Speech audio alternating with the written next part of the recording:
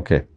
వీసాల ఆలస్యాల కారణంగా H1B లేదా H4 బదులు B2 వీసాకు అప్లై చేయడం అనేది సరైన మార్గమే అవుతుందా? ఒక క్వశ్చన్ అడుగుతున్నారు. ఇప్పుడు ఏమైతుందంటే అండి, ఇప్పుడు H1, H4 వీసా అపాయింట్మెంట్స్ అన్నది 2027 దాకా ఏం అపాయింట్మెంట్స్ లేవు. మార్చ్ 2027 దాకా లేదు. ఓకే. మొత్తం బంద్ చేసి పడేసిండు కాన్సులేట్. ఏమంటాడంటే, ఓ మాకు ఇవన్నీ ఎంక్వైరీ చేయాలి, ఇప్పుడు మీరు వైఎన్ఆర్ గారు అప్లై చేస్తాడంటే వైఎన్ఆర్ గురించి ఎక్కువ ఎంక్వైరీ చేయాలి, ఆయన పుట్టుమచ్చ ఎక్కడ ఉందో ఎతకాలి, ఒకటి చెప్తాను జోక్. ఇవన్నీ తిక్క అన్ని వాళ్ళు వెట్టింగ్ చేసి వాళ్ళు డిలే చేస్తాను ప్రాసెస్. అయితే B1, B2 అన్నది ఎందుకంటే వీళ్ళు ఏది లాస్ వేగస్ పోయేటోళ్ళు, డిస్నీ వరల్డ్ పోయేటోళ్ళు, తర్వాత రిలేటివ్స్, దాంతో అమెరికా కొద్దిగా అడ్వాంటేజ్ ఉంటుంది, డబ్బులు ఎక్కువ వస్తాయి. వాటిని మాత్రం అపాయింట్మెంట్స్ ఇస్తుంది. ఓహో.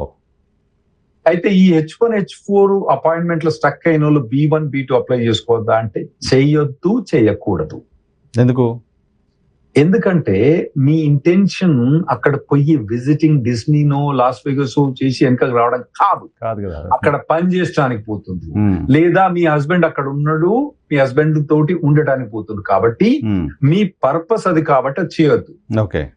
ఒకవేళ మీరు చేస్తే రిజెక్ట్ ఒకవేళ చేస్తే దీని వల్ల లాంగ్ టర్మ్ నెగటివ్ ఎఫెక్ట్స్ ఉంటాయి. వాళ్ళు అనుకుంటారు అనుకోండి, మీరు అసలు ఇంటెన్షన్ మీరు అక్కడ జాబ్ చేస్తాను కానీ, లేదంటే మీరు అక్కడ హస్బెండ్ తోటి పోయి జాయిన్ చేస్తాను కానీ, మిమ్మల్ని లైఫ్ టైం బ్యాన్ చేస్తానికి ఛాన్స్ ఉంటుంది. సో నేను చెప్పేది ఏంటంటే, మీరు అటువంటి ఏం చేయకండి.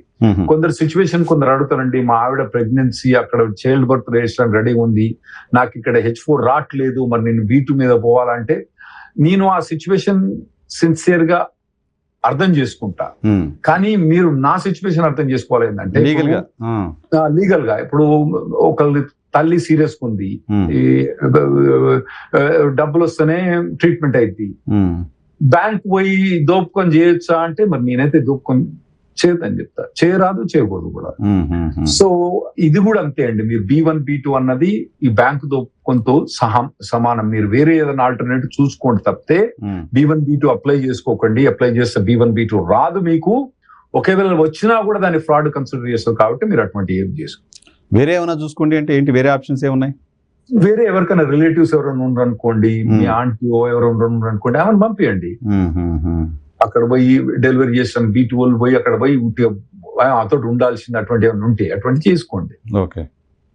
సో ఈ డిపోర్టేషన్ గురించి మాట్లాడుకున్నాం సార్. పెరుగుతున్నాయా సార్ ఇండియన్స్ డిపోర్టేషన్స్? ఏమైనా పెరుగుతున్నట్టు నంబర్స్ ఉన్నాయా ఏమన్నా రీసెంట్?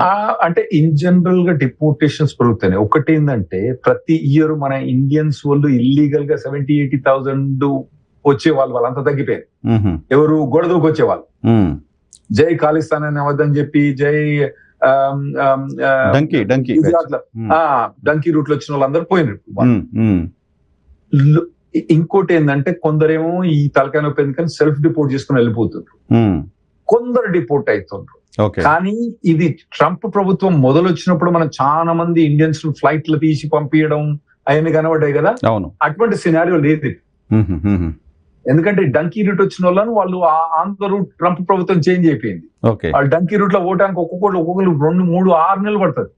వాడు వచ్చే ట్రంప్ ప్రభుత్వం చేంజ్ అయింది కాబట్టి వాళ్ళని పట్టుకొని వెనక పంపించారు. ఇప్పుడు ఎవరు ఓట్లేరు డంకీ రూట్ లో.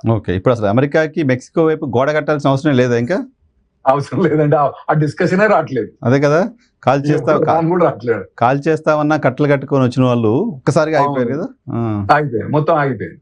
ఇప్పుడు కూడా ఆ డిస్కషన్ రావట్లేదు. అంత ముందు డెమోక్రాట్స్ అపోజ్ చేసేది, రిపబ్లికన్ సపోర్ట్ చేసేది. ఇప్పుడు వాళ్ళ గురించి డిస్కషన్, అక్కడ పొలిటికల్ డిస్కషన్ లేదు, అక్కడ అవసరం లేదు. ఇప్పుడున్న సిస్టమ్ ప్రకారం అవసరం లేదు వాళ్ళకి. సో ఇప్పుడు కొద్దిగా డిపోర్టేషన్స్ పెరిగినాయి కానీ అంత సిగ్నిఫికెంట్ గా ఇండియన్స్ మీద డిపోర్టేషన్ పెరగలేదు. Okay, good. దట్ ఇండియాలో ఉండి అమెరికా కంపెనీస్ కి రిమోట్ గా పనిచేయడం వల్ల ఏమైనా చట్టబద్ధమైనా చేస్తుంటారు అట్లా కొంతమంది? కంప్లీట్ గా చట్టబద్ధం అండి. ఇమిగ్రేషన్ ఏమైనా రిస్క్ ఉంటుందా దానికి? Absolutely zero risk. ఈ మధ్యలో ఎవరు అదిగో పులి, అదిగో తోక, అదిగో పులి అని ఎవరో ఒక పర్టికులర్ పర్సన్ అబుదాబి ఎయిర్పోర్ట్ లో పోతే రిమోట్ లో పని చేసిండు అని చెప్పి అతను డిపోర్ట్ చేసిండని ఒక పెద్ద రూమర్ బలాయించింది. మొత్తం అబద్ధం అండి అసలు. ఓకే. ఎందుకంటే మీరు చట్టబద్ధంగా చూసుకోండి, ఎప్పుడు కూడా ఏ ప్రభుత్వం కూడా, ఇండియన్ ప్రభుత్వం కానివ్వండి, అమెరికన్ ప్రభుత్వం కానివ్వండి, కెనడియన్ ప్రభుత్వం కానివ్వండి, ప్రపంచంలో నాకు తెలిసిన ఏ ప్రభుత్వం కూడా సైబర్ స్పేస్ ను స్పేస్ గా కన్సిడర్ చేయదు. Okay okay okay. నేనేం చెప్తా అంటే, మీ ముడ్డి ఎక్కడ కూర్చుంటే అక్కడ మీకు పర్మిట్ ఉండాలి. మీరు ఇండియాలో ముడ్డి కనుక, మీ ముడ్డి కనుక, సారీ లాంగ్వేజ్ వాడడం కానీ, మా తెలంగాణ అట్లే మాట్లాడతాం మేము, ఓకే, మా వరంగల్ భాషలో. మీ ముడ్డి మీరు ఎక్కడ కూర్చుంటే అక్కడ మీకు వర్క్ పర్మిట్ ఉండాలి. మీ చైర్ మీ చైర్ ఎక్కడైతే మీరు సైబర్ తోటి ఎక్కడైతే లాగిన్ అవుతారో అక్కడ పర్మిట్ అవసరం లేదు మీకు. Okay okay. మీరు రాత్రిపూట గచ్చిబౌలి ఏరియా పోయి చూడండి, అమ్మాయిలు అబ్బాయిలు వాళ్ళు రాత్రిపూట చూసుకొని కాఫీ దాటన్నప్పుడు బయటకు వస్తారు, వేల మంది పని చేస్తారు. అవును. ఒక్కరు కూడా పర్మిట్ లేదు వాళ్ళకి యూఎస్. అవసరం లేదు. అవసరం లేదు. ఓకే. అవసరం లేదు. సో ఏదైతే ఆ రూమర్ అయితే స్ప్రెడ్ చేసిండ్రో రిమోట్ గా పనిచేయరాదన్నది మాత్రం ఖచ్చితంగా అబద్ధం. సో ఇమిగ్రేషన్ దానికి సంబంధించి ప్రాబ్లం ఏమి ఉండదు, జీరో లేదు. ఇప్పుడు ఎవరైనా టాలెంటెడ్ పర్సన్స్ ఫ్రీలాన్సర్ గా ఇక్కడ ఇండియా నుంచి యుఎస్ పని చేసుకోవాలంటే ఖచ్చితంగా పని చేసుకోవచ్చు.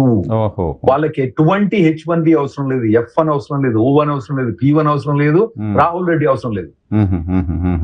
ఒక అకౌంటెంట్ గా సిపిఏనో అకౌంటెంట్ అయితే సరిపోతుంది.